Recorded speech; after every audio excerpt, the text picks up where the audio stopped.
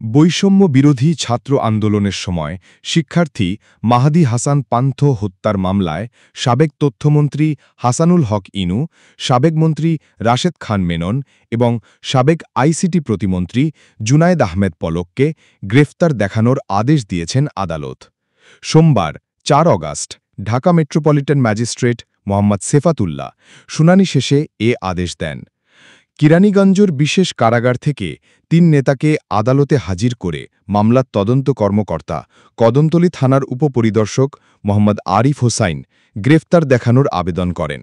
আদালত তা মঞ্জুর করেন এবং পরবর্তীতে তাদের পুনরায় কারাগারে পাঠানো হয়।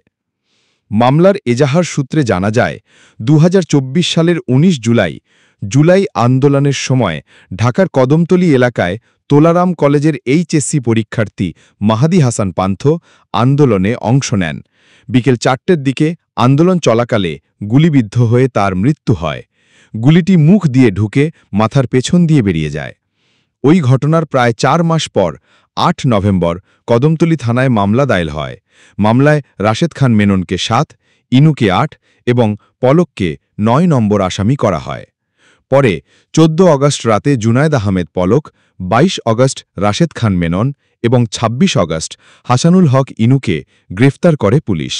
এরপর বিভিন্ন মামলায় তাদের গ্রেফতার দেখানো সহ একাধিকবার রিমান্ডে নেওয়া হয়।